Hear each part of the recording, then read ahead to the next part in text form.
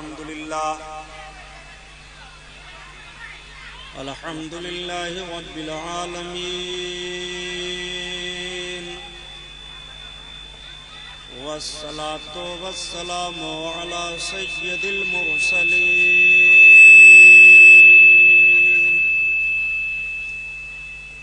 وعلى آله الطاهرين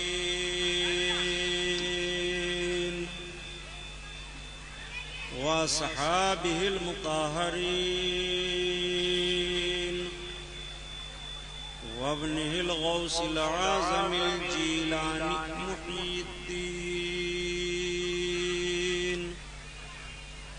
وأهل بيته أجمعين. أعوذ بالله من الشيطان الرجيم. بسم الله الرحمن الرحيم.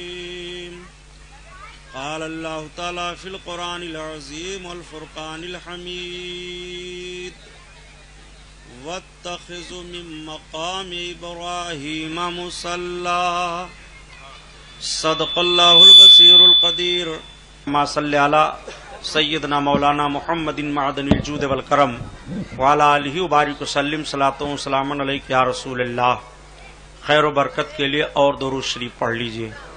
اللہم صلی علی سیدنا مولانا محمد معدن الجود والکرم وعلی آلہ وبارک وسلم. صلاۃ و سلام علیک یا رسول اللہ صلی اللہ تعالی علیہ وسلم. حضرات گرامی، آج آپ کا یہ عظیم الشان نورانی اور روحانی جلسے پاک کا پروگرام جو حضور سرکار سیدنا سلطان الشہداء امام عالی مقام رضی اللہ تعالی عنہ کے نام سے منعقد ہے، جس میں ہم اور آپ شرکت کی سعادت حاصل کیے ہوئے ہیں. رب العزت اس محفل نور کو قبول فرمائے اور ہمارے اور آپ کے لیے دارین کی بھلائیاں عطا فرمائے. درود شریف پڑھیے. اللہم صلی علی سیدنا مولانا محمد معدن الجود والکرم وعلی آلہ وبارک وسلم. صلاۃ و سلام علیک یا رسول اللہ صلی اللہ تعالی علیہ وسلم. دل ہے بے قرار آقا، دل ہے بے قرار، دل ہے بے قرار آقا، دل ہے بے قرار. دیکھنے کو طیبہ کی بہار،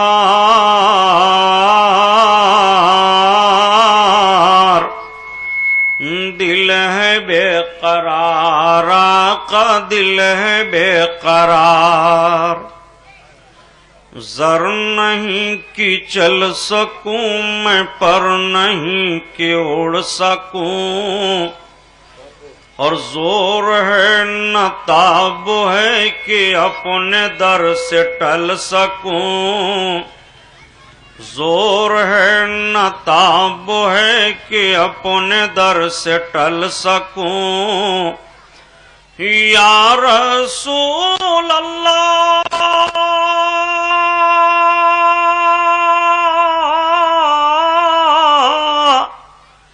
آپ گر کرم کریں تو در پہ میں چل سکوں، در پہ میں چل سکوں. اپنی بے کسی پہ ہوں حضور اشک بار. دل ہے بے قرار آقا، دل ہے بے قرار. دیکھنے کو طیبہ کی بہار، دل ہے بے قرار آقا، دل ہے بے قرار. آپ نے بلایا جنہیں وہ خوش نصیب ہیں، وہ خدا کے پیارے ہیں جو آپ سے قریب ہیں. وہ خدا کے پیارے ہیں جو آپ سے قریب ہیں. یا حبیب اللہ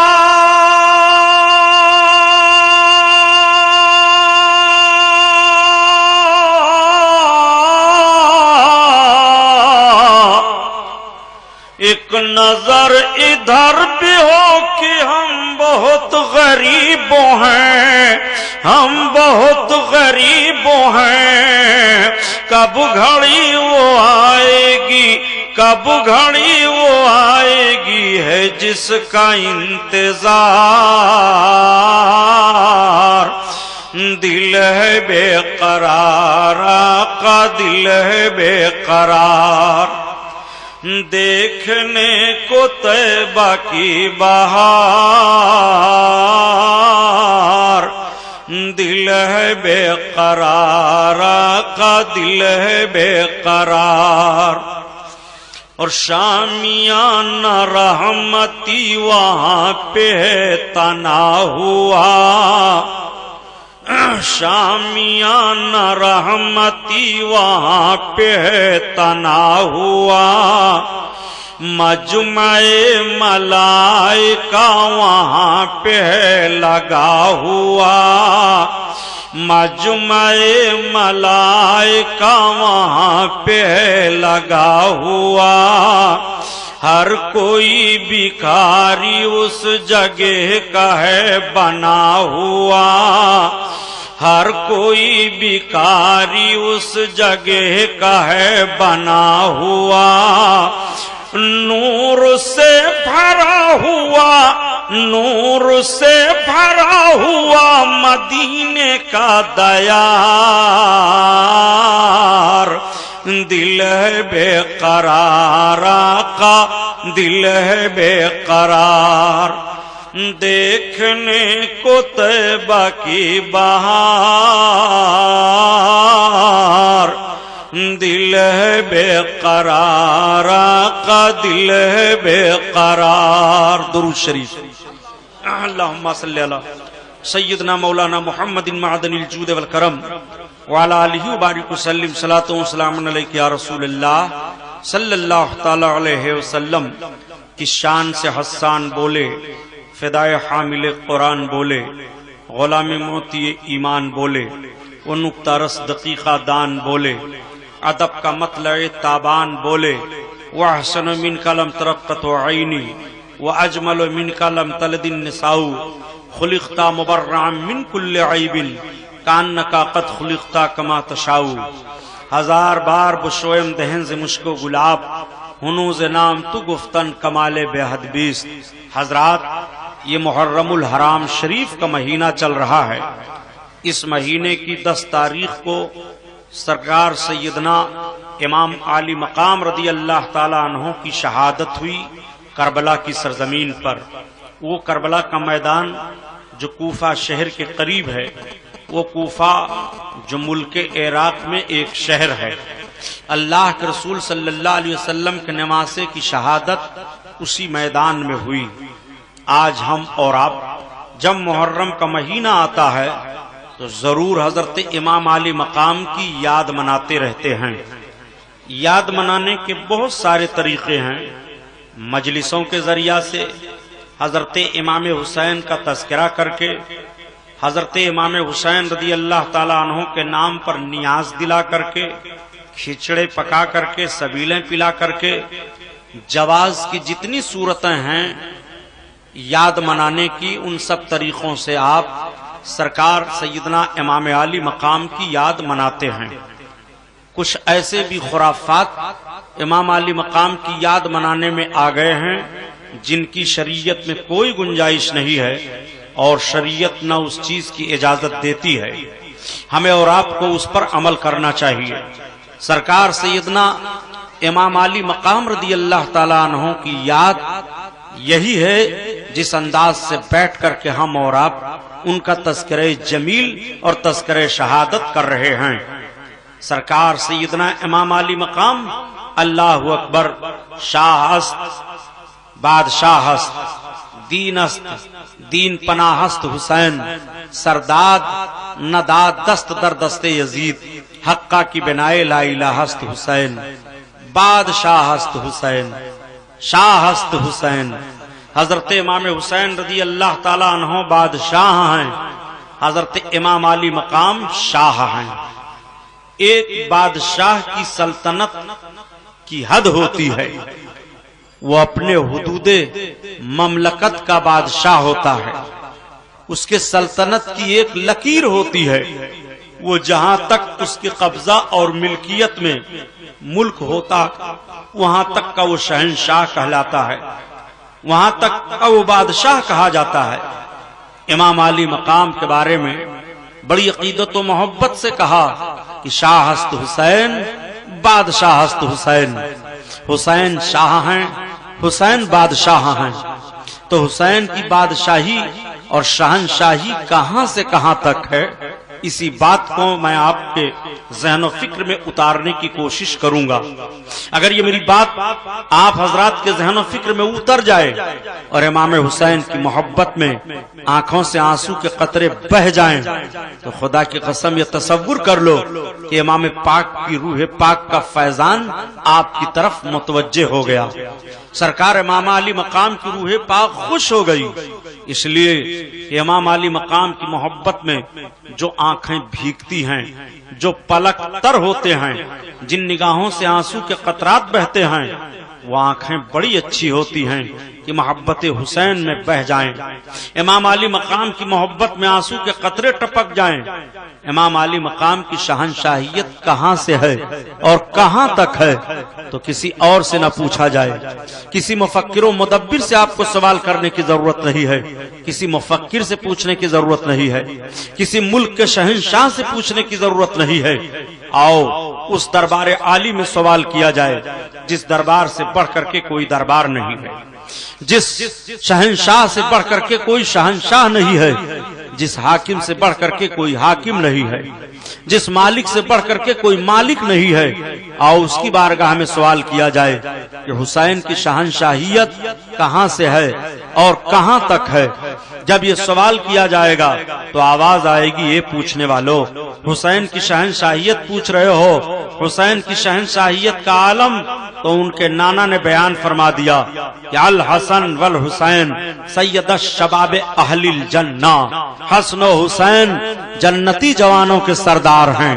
امام حسین کی شہنشاہیت اور بادشاہیت جنت بتائی جا رہی ہے، اور یہی نہیں کہ وہ صرف ان کی شہنشاہیت ہے بلکہ جتنے جنتی ہوں گے وہ ان سب کے سردار ہیں۔ تو جو جنت میں جنتیوں کا سردار ہو تو جنت میں وہی لوگ تو جائیں گے جو دنیا سے جنتی بن کر جائیں گے۔ ایسا ہو ہی نہیں سکتا کہ دنیا میں وہ جہنمی ہو اور آخرت میں اسے جنت مل جائے۔ جو دنیا میں جنتی ہے جنت اسی کے لیے ہے، تو امام حسین جب جنتیوں کے سردار ہیں تو جو جنتی ہونے کا دعویٰ کرے اور اللہ اور اللہ کے رسول کے نزدیک جنتی ہے، حسین اعظم اس کے سردار دنیا میں بھی ہیں اور جنت میں بھی ہیں، آخرت میں بھی ہیں۔ تو امام حسین کی شہنشاہیت دنیا کے جنتیوں کے لیے بھی ہے، اس لیے کہ یہی دنیا میں جو جنتی ہیں یہی تو جنت میں جائیں گے، کہ کوئی الگ پارٹی جنت میں آ جائے گی۔ ذرا غور تو فرمائیے، آقا صلی اللہ علیہ وسلم کے فرمان پر کہاں کہاں تک سمجھو گے امام علی مقام کو۔ آج ایک سوال پیدا ہوتا ہے کہ کیا امام علی مقام نے کہا تھا یہ یادیں مناؤ؟ میرے دوست دو جملہ میرا نوٹ کر لو، تقریریں آپ بہت سنتے رہتے ہو کیسٹوں کے ذریعہ سے اور جلسوں میں بھی، بغیر یاد کے جب تک یاد نہ منائی جائے گی تب تک نہ سیاست زندہ رہ سکتی ہے، اور جب تک نہ یاد منائی جائے تب تک نہ مذہب زندہ رہ سکتا ہے۔ دونوں کو زندہ کرنے کے لیے دونوں کی یادیں منانی پڑیں گی آپ کو۔ آپ سیاست زندہ رکھنا چاہتے ہیں تو جس ملک میں جو سیاست ہوتی ہے جیسی ہوتی ہے، اس کے لوازمات، اس کے تاریخی حقائق، اس کے اصول و ضوابط کی یادیں منائی جاتی ہیں۔ اور مذہب کا بھی یہی معاملہ ہے کہ مذہب میں جو یادگاریں رکھی گئی ہیں ان یادگاروں کو آپ کو منانا پڑے گا۔ مذہب میں جو یادگاریں رکھی گئی اور نہ منائی جائیں گی تو یادگاریں مٹیں گی تو مذہب مٹ جائے گا۔ آپ کہو گے سبحانی صاحب آپ تو عجیب بات کہہ رہے ہو۔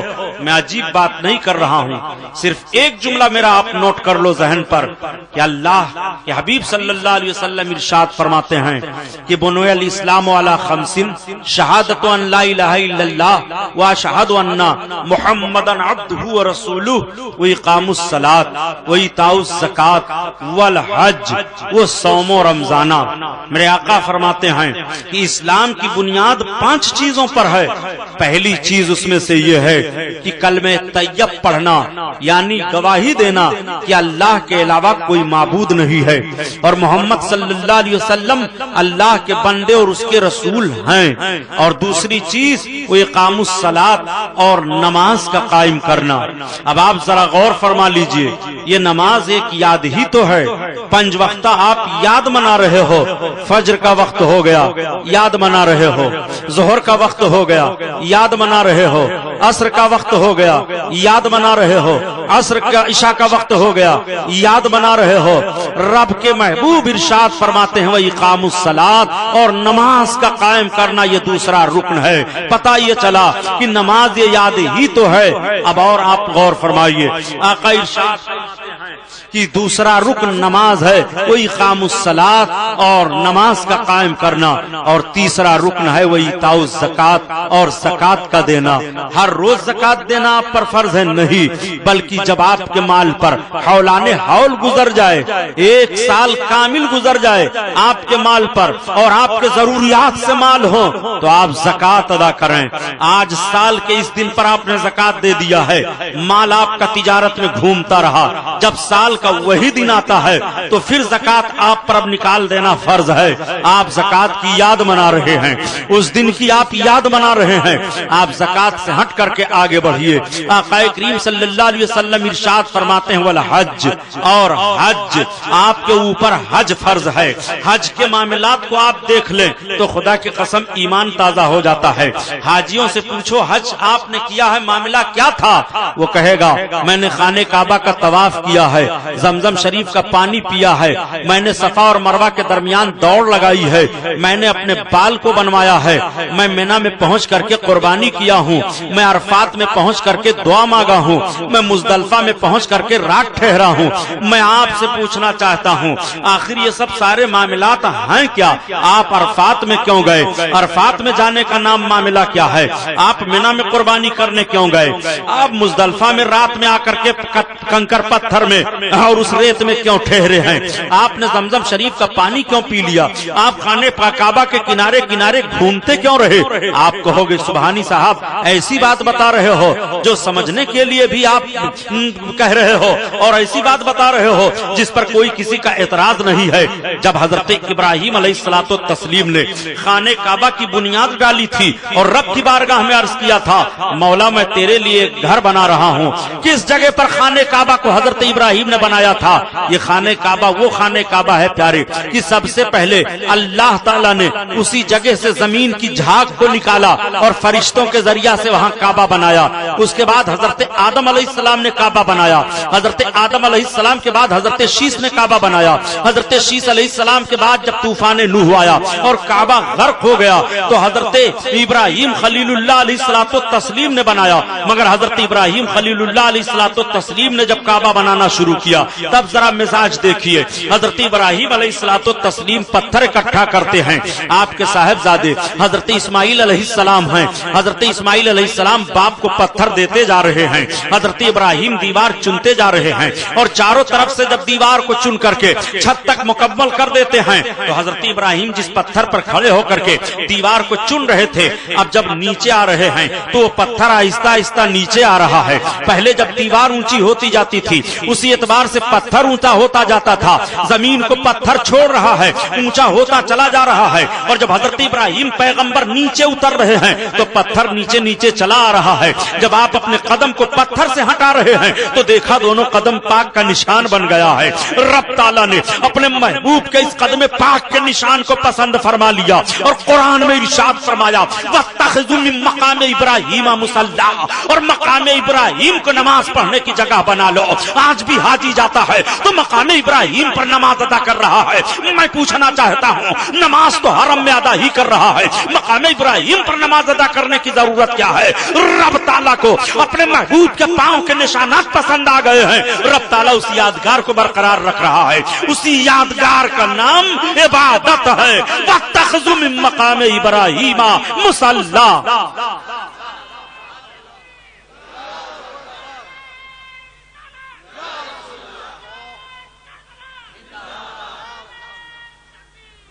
ذہن میں بات رکھیے گا, مقام ابراہیم کے پاس نماز پڑھ رہے ہو, یہ حضرت ابراہیم علیہ السلام کے قدم پاک کی یادگار ہے. خانہ کعبہ آپ گھوم رہے ہیں, یہ حضرت ابراہیم علیہ السلام کی یادگار ہے. اب آپ ذرا دیکھیے, آپ نے کعبہ کا طواف کر لیا, مقام ابراہیم پر آپ نے نماز ادا کر لی, آپ پیچھے ہٹ کر کے زمزم شریف کے کنواں پر آتے ہیں اور اس کنواں کا پانی پیتے ہیں جس کو زمزم کہا جاتا ہے. آپ نے کبھی غور کیا یہ زمزم کا معاملہ کیا ہے؟ جب حضرت ابراہیم پیغمبر علیہ الصلوۃ والتسلیم حضرت ہاجرہ اور حضرت اسماعیل کو اس جگہ پر جہاں کعبہ ہے چھوڑ کر کے جانے لگے تو حضرت ہاجرہ نے عرض کیا, میرے تاجدار آپ ہم کو اس وادی غیر ذی زرع میں نہ جہاں کھیتی ہے, نہ باڑی ہے, نہ درخت ہے, نہ پانی ہے, نہ کچھ ہے, صرف چاروں طرف سے پہاڑیاں ہیں, چھوڑ کر کے جا رہے ہیں, معاملہ کیا ہے؟ حضرت ابراہیم علیہ السلام فرماتے ہیں رب کا حکم ہے. وہ عورت تھی, پیغمبر کی بیوی ہیں, دوسرے پیغمبر کی ماں ہیں, شوہر کی بات کو تسلیم کر لیا کہ جب میرے رب کا حکم ہے تو میرا رب میرا محافظ ہے. حضرت ابراہیم علیہ السلام چلے گئے. آپ کا دیا ہوا جو تھوڑا سا کھجور اور پانی تھا, کھانے پینے کا سامان, وہ ختم ہو گیا.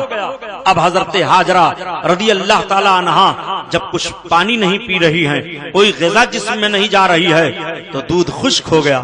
حضرت اسماعیل علیہ السلام کو اب دودھ کہاں سے پلائیں؟ حضرت اسماعیل کو وہیں پر سلا دیا اور پہاڑی پر گئیں. پیچھے مڑ کر کے دیکھا پہاڑی ہے, اس پہاڑی پر گئیں جس پہاڑی کا نام صفا ہے.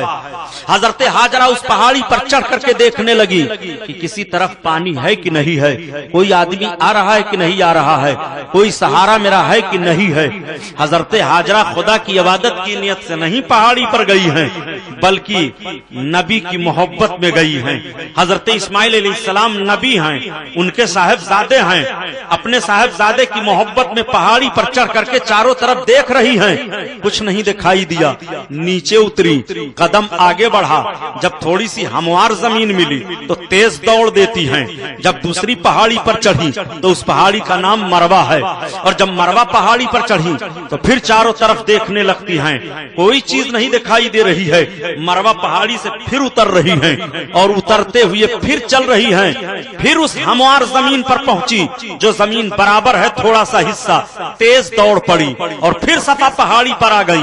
حضرت ہاجرہ 7 چکر لگاتی ہیں. پوچھو ہاں جو حاجیوں سے پوچھو کہ صفا پر چڑھ کر کے حاجی جب چلتا ہے تو ہموار زمین پر پہنچتا ہے تو اسی اعتبار سے چلتا ہے جس اعتبار سے حضرت ہاجرہ تیز چلی ہے, اور پہاڑی پر وہ چڑھتا ہے اسی اعتبار سے چڑھ رہا ہے جس انداز سے حضرت ہاجرہ چڑھی ہیں. جب 7 مرتبہ چڑھنے کے بعد حضرت ہاجرہ نے پھیرا پورا ہوا اور گھوم کر کے دیکھا اپنے بچے کی طرف, تو دیکھ رہی ہیں کہ پانی کا چشمہ ابل رہا ہے, پانی بہ رہا ہے. وہاں سے تیز رفتار آئی اور آنے کے بعد ریت کو بٹورنا شروع کر دیا. ارشاد فرمایا زم زم زم, ٹھہر جا ٹھہر جا. مورخین مفسرین بیان فرماتے ہیں کہ اگر حضرت ہاجرہ نہ کہہ دیتی کہ زم زم ٹھہر جا تو زمزم کا پانی پوری دنیا میں جاری ہو جاتا. وہ حضرت اسماعیل علیہ السلام کے قدم کی برکت ہے. آپ ذرا غور فرمائیں, حضرت ہاجرہ نے زمزم شریف کو باندھ دیا. اب آپ دیکھیں یہ زمزم شریف حضرت اسماعیل علیہ السلام کے مقدس ایڑی سے لگا ہوا پانی ہے جس کو رب تعالیٰ نے سید الملائکہ حضرت جبریل کے ذریعہ سے جاری کر دیا. وہ پانی عام پانیوں کی طرح سے نہیں ہے. آپ اس پانی کو جس نیت سے پیئیں گے آپ کی وہ نیت پوری ہو جائے گی, اور اس کی گارنٹی میرے آقا عطا فرماتے ہیں. سرکار فرماتے ہیں کہ جو زمزم شریف کو جس نیت سے پیے گا اللہ تعالیٰ اس کی نیت کو پورا کر دے گا. مومن زمزم شریف کو خوب پیٹ بھر کر کے پیتا ہے اور منافق زمزم شریف کو پیٹ بھر کر کے نہیں پی پاتا. یہ بھی میرے سرکار کا فرمان ہے. آقا فرماتے ہیں زمزم شریف خوب پیو. نبی کونین صلی اللہ تعالی علیہ وسلم کا یہ فرمان عالی شان زمزم شریف خوب پیو. زمزم شریف میں بھوک مارنے کی تاثیر ہے. جدید دور میں سائنس والوں نے ریسرچ کیا. اصل میں آج بالکل مزاج کے خلاف لاؤڈ اسپیکر ہے. میں اپنی تقریر میں منع کر دیتا ہوں کہ ایکو مت رکھنا، مگر بغیر یہ ایکو کے چل نہیں پا رہے ہیں. درود شریف پڑھ لو. اللہم صلی علی سیدنا مولانا محمد معدن الجود والکرم وعلی آلہ وبارک وسلم. صلاۃ و سلام علیک یا رسول اللہ صلی اللہ تعالی علیہ وسلم. جو بات سمجھانے کی کوشش کر رہا ہوں پیارے، اسے سمجھ لو. آپ کے ایمان پر ڈاکہ کوئی نہ ڈال پائے گا. میرے آقا صلی اللہ تعالی علیہ وسلم کے فرمان کو سنو. آقا فرماتے ہیں جو جس نیت سے زمزم شریف کو پیے گا. آج دور جدید میں بھی ریسرچ کرنے والوں نے ریسرچ کیا اور بتایا کہ 40 اجزاء جو مادیات کے طاقت دینے والے پائے جاتے ہیں، وہ ساری طاقتوں کی چیزیں زمزم شریف میں پائی جا رہی ہیں. وہ زمزم شریف ہے. شفا کے نیت سے پیو، اچھے ہو جاؤ گے. شفاعت کی نیت سے پیو، بخش دیے جاؤ گے. صحت کی نیت سے پیو، صحت پاؤ گے. جس نیت سے بھی زمزم شریف کو پیو، اللہ تعالیٰ اس نیت کو آپ کے بھلا کر دے گا. وہ زمزم شریف کی تاثیر ہے. اچھا تو کیا زمزم شریف کو بیٹھ کر پیو؟ ہر پانی تو آپ کھڑے ہو کر کے پیتے ہیں. آپ کہو گے سبحانی صاحب نہیں، اگر میں کھڑے ہو کر کے پیوں گا تو مفتیان کرام، علماء کرام، شریف طبقہ، مسائل دینیہ کو جاننے والے لوگ کہیں گے یہ ادب کے خلاف ہے، تمہیں پانی اس طرح سے نہیں پینا چاہیے، بیٹھ کر کے پانی پیو. بمبئی کا پانی ہم پیئیں تو بیٹھ کر کے پیئیں، یہاں کے نل کا پیئیں تو بیٹھ کر کے پیئیں، پوری دنیا کا پانی پیئیں تو بیٹھ کر کے پیئیں. لیکن جب زمزم شریف کا پانی ہم پیئیں گے تو کھڑے ہو کر کے پیئیں گے. اور وہ بھی نہیں، جہاں بھی زمزم شریف کا پانی پیو گے کھڑے ہو کر کے پیجئے. مسجد میں پیجئے تب بھی کھڑے ہو کر پیجئے، اپنے گھر میں پیجئے تب بھی کھڑے ہو کر پیجئے، بازار میں پیجئے تب بھی زمزم شریف کا پانی کھڑے ہو کر پیجئے. میں آپ سے پوچھنا چاہتا ہوں، آپ وہیں پر پھر سوال کر سکتے ہو کہ ہم زمزم شریف کا پانی پئیں تو کس طرف اپنے رخ کو کر کے پی لیا کریں زمزم شریف کا پانی. تو فوراً آپ کو یہ قانون مل جائے گا، یہ ذہن شریعت کا مل جائے گا کہ اور پانی تو اپنے گھر میں رہ کر کے کسی بھی طرف منہ کر کے پی، کوئی بات نہیں ہے، مگر زمزم شریف کے پینے کا ادب یہ ہے کہ وہ پانی پی تو قبلہ کی طرف منہ کر کے پی، کھڑے ہو کر کے پیو. یہ ادب بتایا جا رہا ہے. میں آپ سے پوچھنا چاہتا ہوں پیارے، آخر یہ فرق کیا ہے؟ اس لیے تاکہ پتہ چل جائے کہ زمزم شریف کا پانی اور پانی یہ برابر نہیں ہے. آپ ذرا غور کر لو، جب پانی اور پانی میں برابری نہیں ہو سکتی ہے تو آدمی کیسے برابر ہو سکتا ہے؟ درجہ کیسے برابر ہو سکتا ہے؟ ہم اور آپ کیسے برابر ہو سکتے ہیں؟ رب تعالیٰ نے جب پانی کو برابر نہیں رکھا ہے تب کیسے برابری ہو سکتی ہے؟ ایک ذہن اور دے دوں، بڑے پتے کی بات ہے. ہم اور آپ برسات کا مہینہ پاتے ہیں، بارش ہوتی رہتی ہے، لیکن جو لوگ کھیتی باڑی سے تعلق رکھتے ہیں یا دیہات کے رہتے ہیں وہ ہندی مہینوں کے اعتبار سے نچھتروں کو بھی جانتے ہیں. بارش کا آخری حصہ جب آتا ہے تو اسے سیواتی کہتے ہیں. آپ نے غور کیا سیواتی کا پانی کتنا قیمتی ہوتا ہے؟ اور پانی برسے تو کوئی بات نہیں ہے، لیکن سیواتی کی بوندیں جب پڑتی ہیں تو ہر بوند کی قیمت ہوتی ہے. اور پانی برسے آسمان کا سمندر میں گرے، سمندر بھر جائے، کوئی بات نہیں ہے. جیسے اس سال طوفان آ گیا، سمندر سے طوفان اٹھا، آسمان سے بارش ہو رہی ہے، پورے بمبئی میں اثر ہو گیا. لیکن آپ اندازہ لگائیں، برسات کے آخری ماہ میں اور آخری بارش کے قطرے جب گرتے ہیں تو اسی سمندر کے کنارے سیپیاں اپنے اپنے منہ کو کھولے ہوئے ہیں، وہ قطرہ گر جائے، وہ قطرہ گر جائے. آخر میں عرض کرتا ہوں آپ سے کہ آپ نے کبھی سیپیوں سے پوچھا، اے سیپیو تم تو سمندر ہی میں ہو، سمندر کے کنارے ہو، تمہیں پانی کی ضرورت کیا ہے؟ اتنے بھاری ساغر میں تم موجود ہو، تم ایک قطرے پانی کے لیے کیوں ترس رہے ہو؟ تو آواز آئے گی، اے اللہ کا بندہ تو نے نہیں سمجھا، ارے سمندر کے پانی سے موتی نہیں پیدا ہوتا ہے، یہ پانی پانی جو گرے گا سیواتی کا اور اس کا ایک قطرہ میرے منہ میں چلا جائے گا تو موتی پیدا ہو جائے گا. آسمان کا پانی سیواتی کا اور پانی کی طرح سے نہیں ہے تو پیارے انسان کیسے برابر ہو سکتے ہیں؟ نبی اور غیر نبی میں برابری کیسے ہو سکتی ہے؟ پانی کے فرق کو آپ سمجھ لو تو کبھی بھی بدمذہب نہیں ہو سکتے ہو. بات سمجھ میں آ رہی ہے؟ ذرا غور کیجئے. زمزم شریف کا پانی پینا، زمزم شریف کا احترام کرنا، یہ حضرت اسماعیل علیہ السلام کی یاد ہے. اچھا، آپ دونوں پہاڑیوں پر دوڑتے کیوں ہیں صفا اور مروہ پر؟ ابھی میں نے پورا واقعہ بیان کیا کہ صفا اور مروہ پر آپ دوڑ رہے ہیں. حضرت ہاجرہ حضرت اسماعیل کی ماں اللہ کی عبادت کے لیے نہیں دوڑی تھی، اپنے بیٹے کی محبت میں دوڑ رہی تھی. مگر نبی کی محبت میں ماں دوڑی ہیں دونوں پہاڑیوں پر. رب کو یادہ پسند آ گئی. رب نے قرآن میں اعلان کر دیا ان الصفا والمروہ من شعائر اللہ، بے شک صفا اور مروہ یہ دونوں پہاڑیاں اللہ کی نشانیوں میں سے ایک نشانی ہیں. میں پوچھنا چاہتا ہوں پیارے، نبی کے ماں کے قدم پڑ جائیں تو وہ جگہ اللہ اپنی نشانیوں میں سے بیان فرما رہا ہے. اللہ اللہ قربان جاؤ آپ، یادگاروں سے کہاں بھاگو گے؟ صفا اور مروہ پر دوڑ لگانا یہ حضرت ہاجرہ کی یاد ہے. تو حج تو پورا یادگار کا معاملہ ہے، یادگاریں مٹائیں گے. یہ نہ کرو وہ نہ کرو. ذرا غور فرمائیے. اب آپ صفا اور مروہ سے آگے بڑھیے. جب آپ صفا اور مروہ سے آگے بڑھتے ہیں تو آپ عرفات کے میدان میں جاتے ہیں. یہ عرفات کا میدان کیا ہے؟ آپ پڑھو، علماء سے پوچھو. یہ وہی میدان ہے کہ حضرت آدم علیہ السلام کی توبہ عرفات کے میدان میں قبول ہوئی تھی.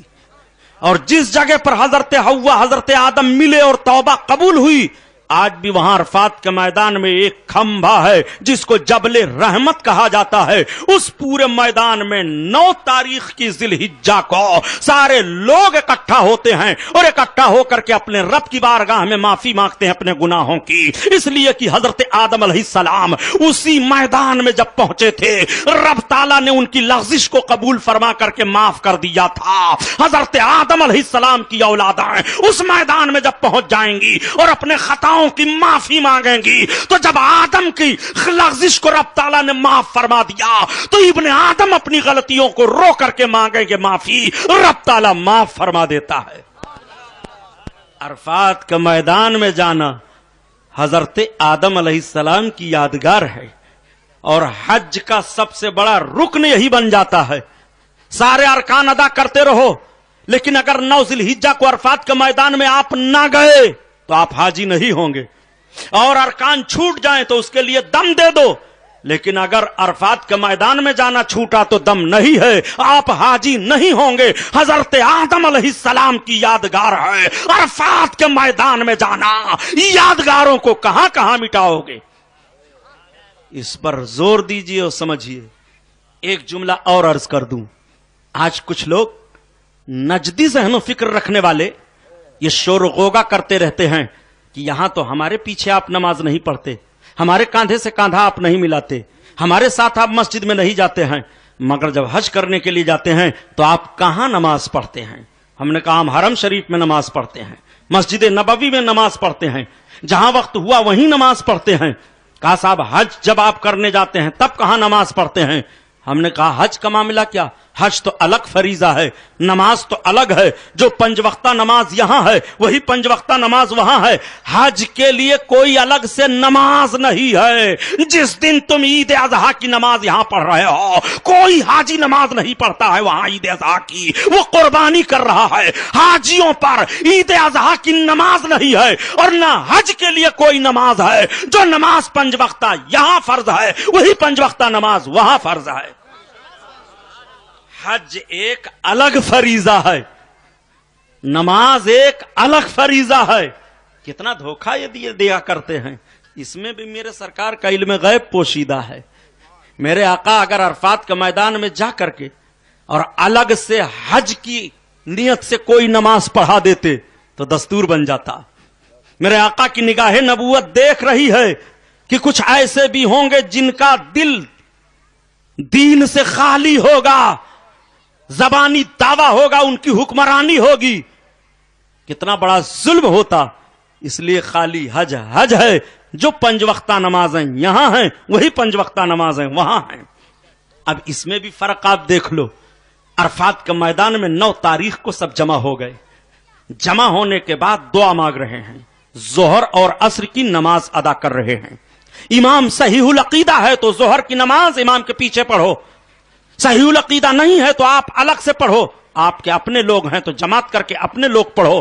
عرفات کے میدان میں کوئی کسی کو روک ٹوک نہیں سکتا. یہاں تم نماز کیوں پڑھ رہے ہو, جماعت سے کیوں نہیں پڑھ رہے ہو, یہ کیوں نہیں کر رہے ہو؟ جی نہیں, عرفات کے میدان میں کوئی کسی کو روک ٹوک نہیں سکتا. کوئی نماز پڑھ رہا ہے, کوئی قرآن کی تلاوت کر رہا ہے, کوئی درود شریف پڑھ رہا ہے, کوئی رو رو کر کے معافی مانگ رہا ہے. عرفات کے میدان میں سب جمع ہیں.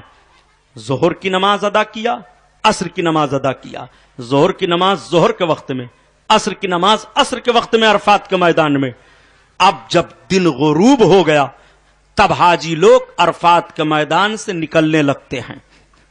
مغرب کا وقت ہو گیا, نہ عرفات میں اذان ہو رہی ہے مغرب کی, نہ کوئی نماز پڑھ رہا ہے عرفات میں مغرب کی 9 ذی الحجہ کو.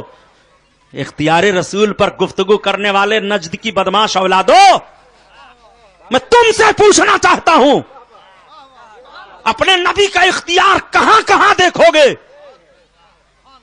عرفات کے میدان میں کسی حاجی کی ہمت نہیں ہے کہ جب مغرب کا وقت ہو گیا تو اذان دے اور کوئی امامت کرے یا نماز پڑھ لے. نہیں, نکلو عرفات کے میدان سے. سب کیوں بھگا رہے ہو بھائی, کیوں نکال رہے ہو؟ نہیں نکلو. تم اب تک ٹھہرے رہے, اب اجازت نہیں ہے ٹھہرنے کی. رات نہیں رہنے دو گے؟ نہیں, رات نہیں رہنے دیں گے. اچھا نماز پڑھ لیں؟ نہیں, نماز مغرب کی یہاں مت پڑھنا. چلو سب کہاں چلیں؟ مزدلفہ. اس میدان کو چھوڑو, ایک دوسرا میدان آ رہا ہے, چلو وہاں مغرب کی نماز پڑھنا. صاحب جب وہاں ہم پہنچیں گے تو مغرب کا وقت تو ختم ہو جائے گا, عشاء کا شروع ہو جائے گا. چاہے عشاء کا وقت شروع ہو جائے چاہے صبح ہو جائے, چلو سب وہیں. یہاں نماز نہیں پڑھ سکتے. 9 ذی الحجہ کو مغرب کے وقت کی نماز بمبئی میں مغرب کے وقت میں پڑھو. جان بوجھ کر قضا کرو گے تو مجرم بنو گے. مدینہ شریف کے لوگ مدینہ شریف میں پڑھیں. خود مکہ والے جو حج کرنے عرفات میں 9 ذی الحجہ کو نہیں گئے ہیں وہ مکہ میں مغرب کی نماز پڑھیں, اذان دیں. مگر جتنے لوگ دنیا سے مسلمان گئے ہیں کلمہ پڑھنے والے, آقا کریم کا نام لینے والے, میں سب کو لمحے فکریہ دے رہا ہوں. تم اپنے نبی کا اختیار ملاحظہ فرما لو. تم وہی مغرب کی نماز بمبئی میں نہ پڑھو, قضا ہو جائے تو مجرم ہوگے. پاکستان والے پاکستان میں نہ پڑھیں, قضا ہو جائے تو مجرم ہو جائیں گے. دنیا کے جس جس گوشے میں لوگ رہیں, اگر قضا اس دن نماز مغرب کی نہ پڑھیں مغرب کے وقت میں تو مجرم ہو جائیں گے. مگر ساری دنیا کا مسلمان عرفات کے میدان میں اکٹھا ہو جائیں اور سارے مفتیان کرام اکٹھا ہو جائیں اور کہیں کہ 9 ذی الحجہ کو حج کے دن ہم مغرب کی نماز پڑھیں گے, تو اجازت نہیں ہے تمہیں پڑھنے کے لیے. مغرب کی نماز عرفات کے میدان میں 9 ذی الحجہ کو نہیں پڑھ سکتے ہو.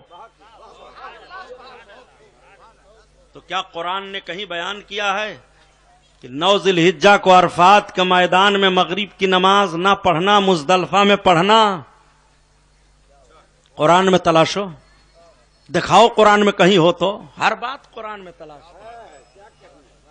میلاد ہے قرآن میں, امام حسین کا تذکرہ قرآن میں ہے جو مناتے ہو. سبیل کھچڑا جو کھلاتے پلاتے ہو امام حسین کے نام پر, یہ ہے قرآن میں. لا حول ولا قوت الا باللہ.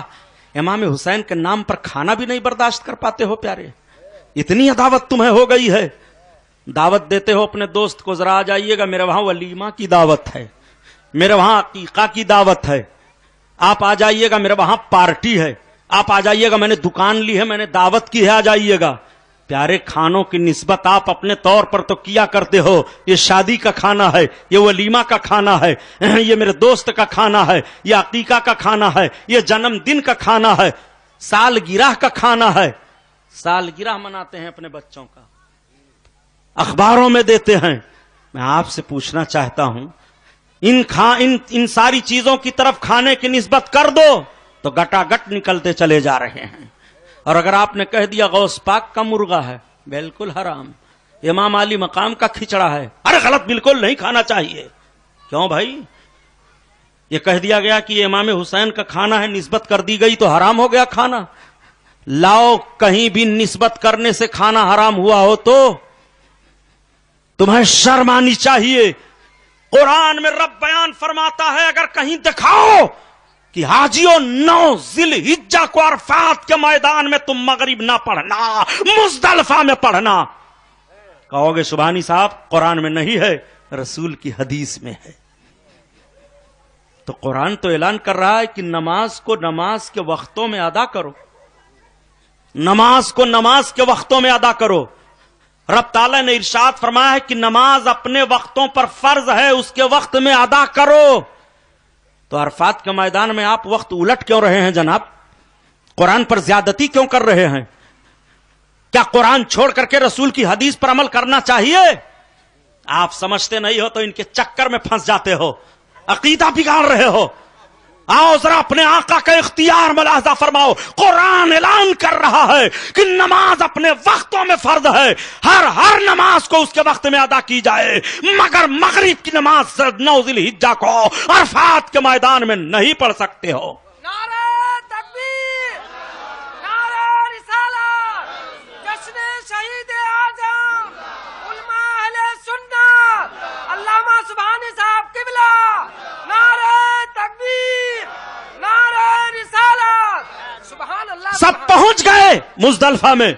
بھئی عشاء کا وقت ہو گیا، عشاء پڑھیں پھر مغرب. نہیں، پہلے تم مغرب پڑھو، قضا کی نیت سے نہیں، ادا کی نیت باندھو. عجیب آدمی ہو، وقت ہے ہی نہیں اور ادا کی نیت باندھیں. یہ کون سا معاملہ ہے وقت عشاء کا وقت اور ہم کہہ رہے ہیں نیت کی میں نے 3 رکعت نماز فرض مغرب کی پڑھ رہے ہیں عشاء کے وقت میں. آپ ذرا غور فرمائیے، ہے وقت عشاء کا مگر ادا کی نیت سے پڑھ رہے ہو. ہاں مغرب کی نماز قضا ہو گئی، عشاء کے وقت میں پڑھو گے تو تمہیں قضا کہنا پڑے گا اور وہ تمہاری نماز قضا ہی ہوگی. لیکن آؤ مزدلفہ کے میدان میں تم کہتے ہو کہ ہم مغرب کی نماز ادا کر رہے ہیں. ادا ہو رہی ہے، مغرب پڑھ لو پھر عشاء پڑھ لو. ذرا غور تو فرمائیے پیارے، آپ نے جب غور کیا یہ ایسا ہوا کیوں؟ میرے آقا نے ایسا کیا، عرفات کو چھوڑ دیا، مزدلفہ میں چلے آئے. شہدائیوں نے عرض کیا یا رسول اللہ، فرمایا مغرب کی نماز پہلے پڑھو ادا کی نیت سے، پھر عشاء پڑھو ادا کی نیت سے. قرآن اعلان کر رہا ہے اب کچھ سوچنے کی تمہیں ضرورت نہیں ہے. ما آتاکم الرسول فخذوا وما نہاکم عنہ فانتہوا. میرا رسول جو تمہیں دے وہ لے لو اور جن چیزوں سے میرا رسول روکے رک جاؤ. سبحان اللہ، سبحان اللہ. اس سے بھاری اور اختیار مصطفیٰ کیا دیکھو گے؟ اور کسے کہتے ہیں اختیار مصطفیٰ؟ اسی لیے تو اعلی حضرت عظیم البرکت نے کہا نبی کا کلمہ پڑھنے والے خوش عقیدہ مسلمانوں سنو تمہارے نبی کی شان کیا ہے کہ خلق کے حاکم ہو تم اور رزق کے قاسم ہو تم. یا رسول اللہ خلق کے حاکم ہو تم اور رزق کے قاسم ہو تم اور جو ملا تم سے ملا تم پہ کروڑوں درود.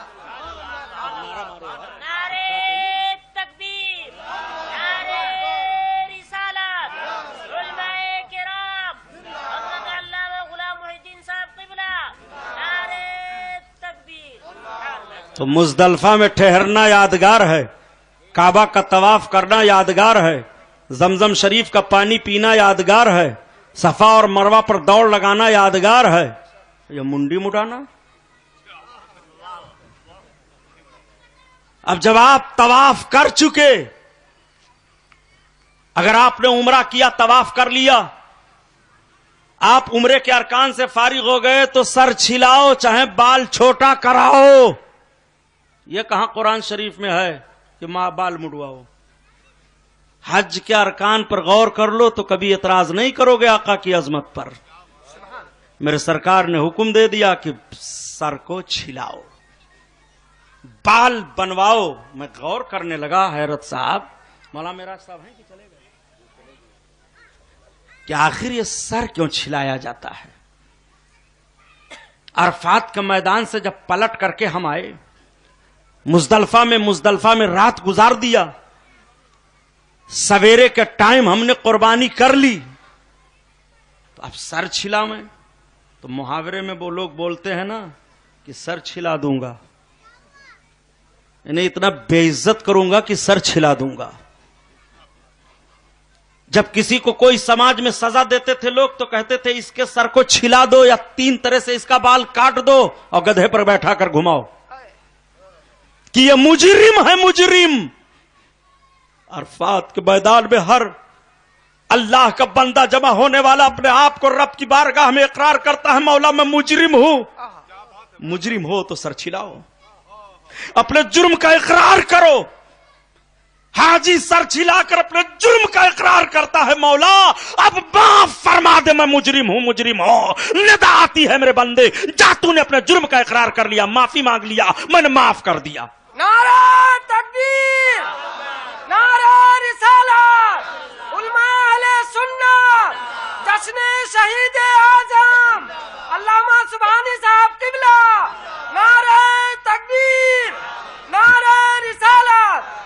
مزدلفہ سے پلٹ کر کے آپ آ گئے مینا میں آپ قربانی کر رہے ہیں.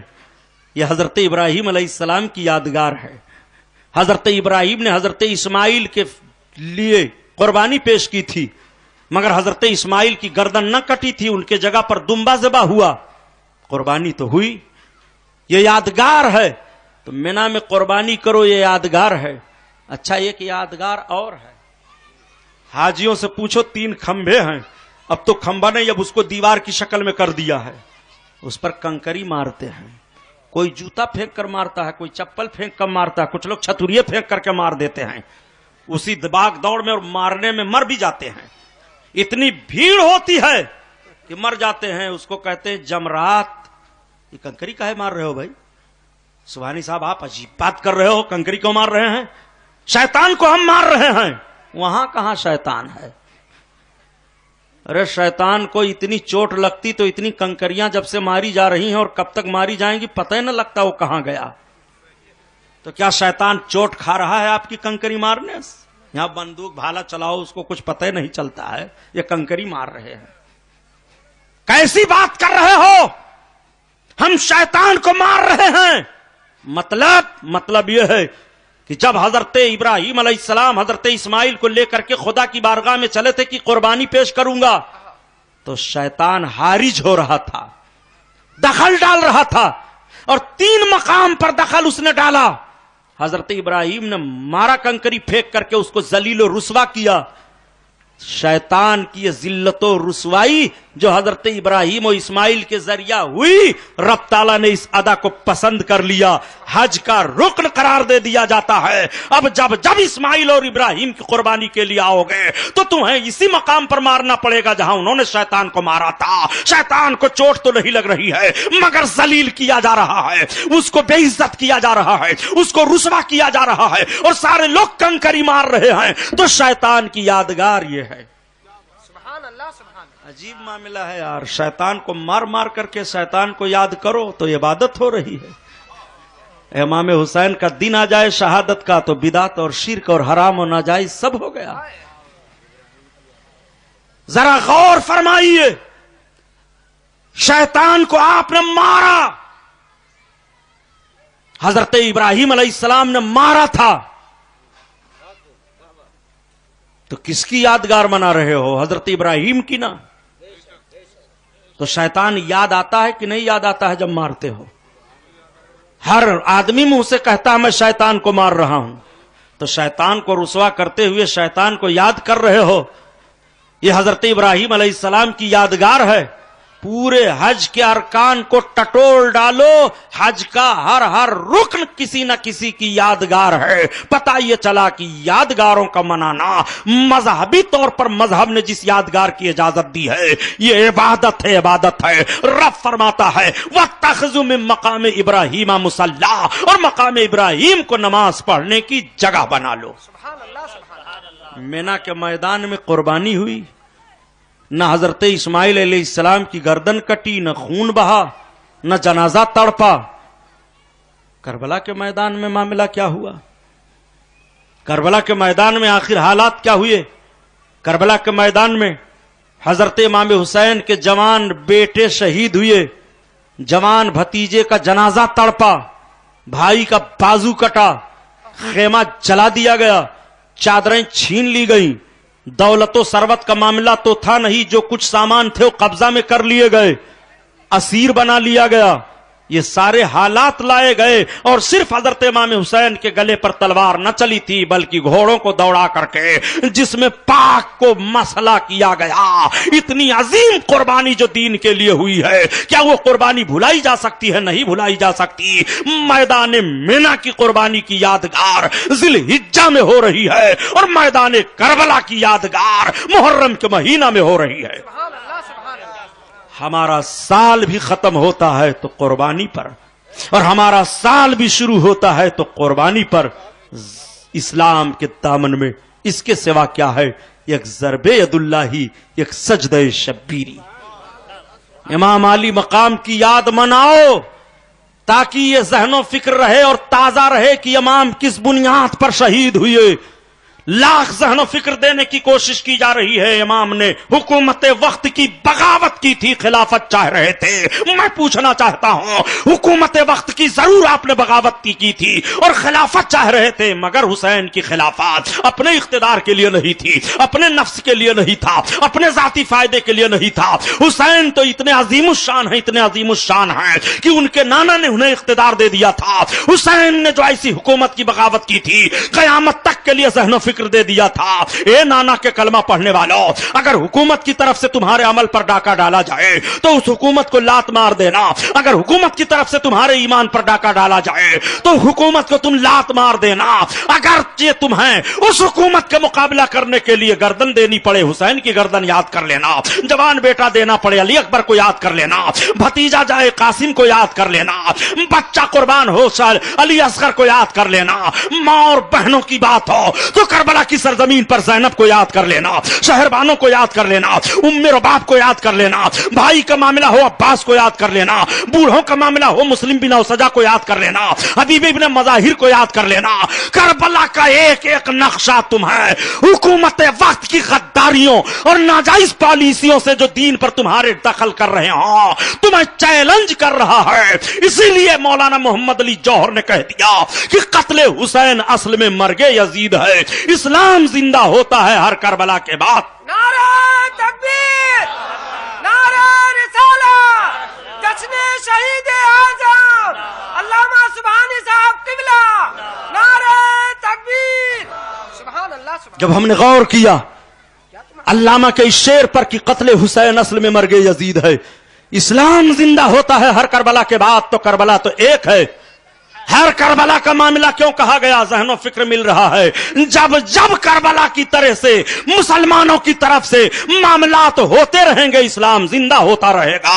और इस्लाम की जिंदगी करबला ही के बाद है। अगर इस्लाम की जिंदगी देखना चाहते हो, इस्लाम का वकार देखना चाहते हो, तो तुम्हें हुसैनी अमल में भी बनना पड़ेगा और तुम्हें हुसैनी हर हर मोड़ पर बनना पड़ेगा। कत्ले हुसैन असल में मर्गे यजीद है, इस्लाम जिंदा होता है हर करबला के बाद। बस इंशाअल्लाह फिर बयान होगा। अल्लाह इस महफिल को कबूल फरमाए। वमा अलैना इल्लल बलाग। अस्सलामु अलैकुम। मैं चूंकि थका हुआ हूं, ये खाके करबला है कैसेट, इसको आप खरीद लेंगे, और कापड़िया नगर की, और ये फिर है मदीने से करबला तक, ये भी कैसेटें हैं, आप लेते जाओ, मुफस्सल बयान सुनो अपने घरों में, ताकि बच्चों को दीनी शऊर हो, बदअमलियों से दूर रहें, हजरत इमाम हुसैन से मोहब्बत हो। और ये खुतबात खवातीन है, औरतों को पढ़ने के लिए किताब, इस किताब को भी आप लेते जाएं।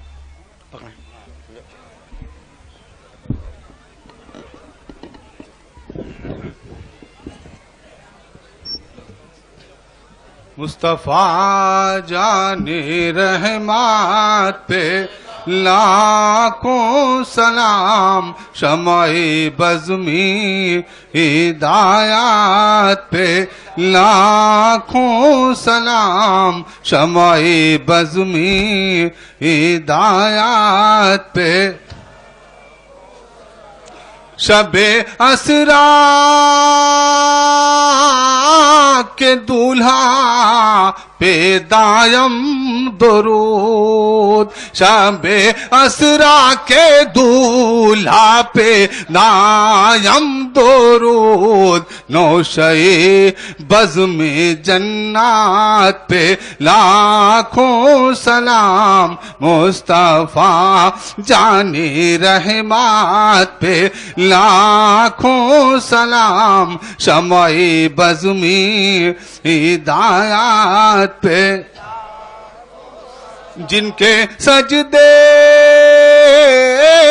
کو محراب کعبہ جھکی جن کے سجدے کو محراب کعبہ جھکی ان بھاووں کی لطافات پہ لاکھوں سلام مصطفیٰ جان رحمت پہ لاکھوں سلام شمع بزمی ہدایات پہ جس نے امت پہ لالوں کا سر دے دیا جس نے امت پہ لالوں کا سر دے دیا اس سخی کی سخاوات پہ لاکھوں سلام مصطفیٰ جان رحمت پہ لاکھوں سلام شمع بزمی ہدایات پہ کتنے مہکے ہوئے ہیں مدینے کے پھول کتنے مہکے ہوئے ہیں مدینے کے پھول کربلا تیری قسمت پہ لاکھوں سلام مصطفیٰ جان رحمت پہ لاکھوں سلام شمع بزمی ہدایات پہ لاکھوں سلام ڈال دی قلب میں عظمت مصطفیٰ ڈال دی قلب میں عظمت مصطفیٰ سیدی اعلیٰ حضرات پہ لاکھوں سلام مصطفیٰ جان رحمت پہ لاکھوں سلام شمع بزمی ہدایات پہ یا نبی سلام علیکہ یا رسول سلام علیکہ یا حبیب سلام علیکہ صلوات اللہ علیکہ ناز کے پالوں کا صدقہ دکھ بھرے نالوں کا صدقہ کربلا والوں کا صدقہ بھیک دو لالوں کا صدقہ یا نبی سلام علیکہ یا رسول سلام علیکہ یا حبیب سلام علیکہ صلوات اللہ علیکہ الصلاۃ والسلام علیکہ نبی اللہ الصلاۃ والسلام علیکہ حبیب اللہ الصلاۃ والسلام علیکہ یا شفیعنا یوم الجزاء صلی اللہ علیہ وسلم اللہم صلی علی سیدنا و مولانا محمد معدن الجود والکرم وعلی آلہ وبارک وسلم اللہم ربنا آتنا فی الدنیا حسنۃ وفی الآخرۃ حسنۃ وقنا عذاب النار یا عزیز و یا غفار بحرمت سید الابرار یا الہی رحم فرما مصطفیٰ کے واسطے یا رسول اللہ کرم کیجئے خدا کے واسطے مشکلیں حل کر شہ مشکل کشا کے واسطے کربلائیں رد شہید کربلا کے واسطے بحر شبلی شیر حق دنیا کے کتوں سے بچا ایک کا رکھ عبد واحد بے ریا کے واسطے یا الہی قادری کر قادری رکھ قادریوں میں اٹھا قدر عبد القادر قدرت نما کے واسطے، احسن اللہ لہو رزقن سے دے رزق حسن، بندے رزاق تاج الاصفیاء کے واسطے، دے محمد کے لیے روزی کا رحمت کے لیے، خان فضل اللہ سے حصہ گدا کے واسطے۔ قال تعالی فی شان حبیبہ بسم اللہ الرحمن الرحیم ان اللہ وملائکتہ یصلون علی النبی یا ایھا الذین آمنوا صلوا علیہ وسلموا تسلیما۔ اللہم صل علی سیدنا مولانا محمد مختلف الملوان تاقبل الاسران وکر الجدیدان واستقل الفرقدان وبلغ روحه وارواح اہل بیتہ من التحیۃ والسلام وبارک وسلم علیہ کثیرا بجاہ سید النبی الامین المکین الرؤوف الرحیم الکریم آمین یا رب العالمین یا اکرم الاکرمین بہ نستعین۔ لا الہ الا اللہ محمد الرسول اللہ صلی اللہ تعالی علیہ وسلم۔ السلام علیکم۔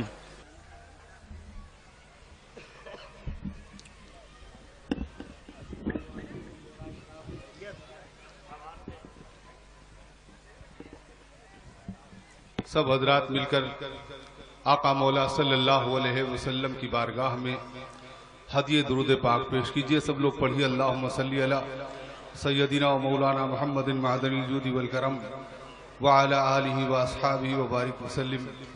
صلاۃ و سلام علیک یا رسول اللہ یا حبیب اللہ صلی اللہ تعالی علیہ وسلم۔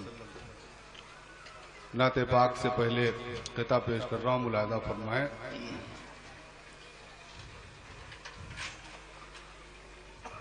صبح آتے ہیں شام آتے ہیں، صبح آتے ہیں شام آتے ہیں، آسمان سے سلام آتے ہیں، آسمان سے سلام آتے ہیں۔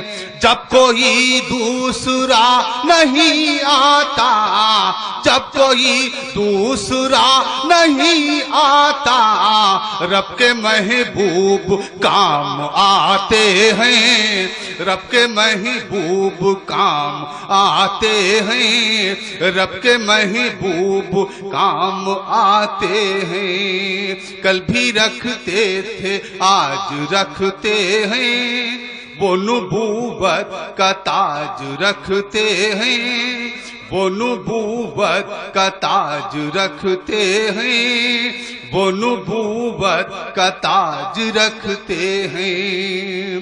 کوئی ادنا ہو چاہے اعلیٰ ہو، کوئی ادنا ہو چاہے اعلیٰ ہو، مصطفیٰ سب کی لاج رکھتے ہیں، مصطفیٰ سب کی لاج رکھتے ہیں، مصطفیٰ سب کی لاج رکھتے ہیں۔ دونوں عالم میں نام زندہ ہے، مصطفیٰ کا غلام زندہ ہے، مصطفیٰ کا غلام زندہ ہے۔ مٹ گیا ہے یزید دنیا سے، مٹ گیا ہے یزید دنیا سے، کربلا کا امام زندہ ہے، کربلا کا امام زندہ ہے، کربلا کا امام زندہ ہے۔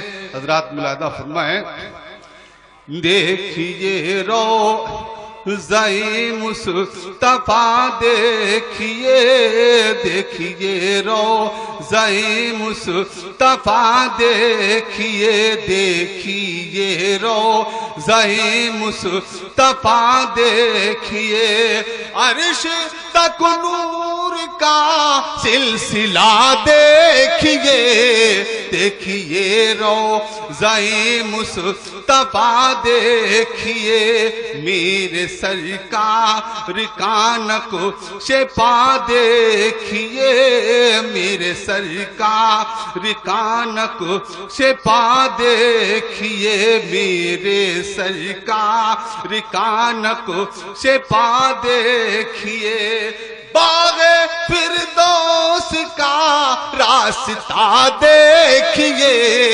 دیکھیے روضہ مصطفیٰ دیکھیے ان کے طلبوں سے جبریل آنکھیں ملی ان کے طلبوں سے جبریل آنکھیں ملی ان کے طلبوں سے جبریل آنکھیں ملی رب کے محبوب کا مرتبہ دیکھیے دیکھیے روضہ مصطفیٰ دیکھیے فاطمہ کا چمن کتنا رنگین ہے فاطمہ کا چمن کتنا رنگین ہے فاطمہ کا چمن کتنا رنگین ہے یہ سمجھنا ہے تو کئی بلا دیکھیے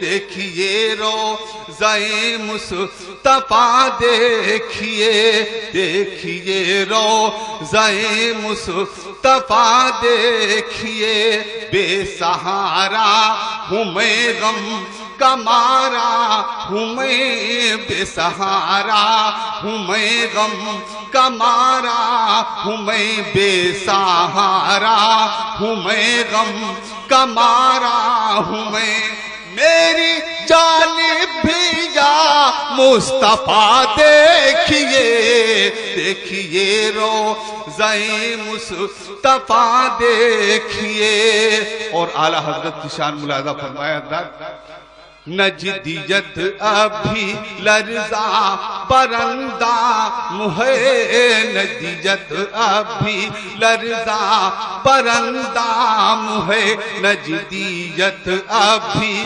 لرزاں پرندہ ہے اعلیٰ حضرت کا یہ دبدبا دیکھیے دیکھیے روضہ مصطفیٰ دیکھیے دیکھیے روضہ مصطفیٰ دیکھیے چھیڑ دی کس نے حیرت یہ نعت نبی چھیڑ دی کس نے حیرت یہ نعت نبی چھیڑی دی کس نے حیرت یہ نعت نبی چھا گئی رحمتوں کی گھٹا دیکھیے دیکھیے روضہ مصطفیٰ دیکھیے دیکھیے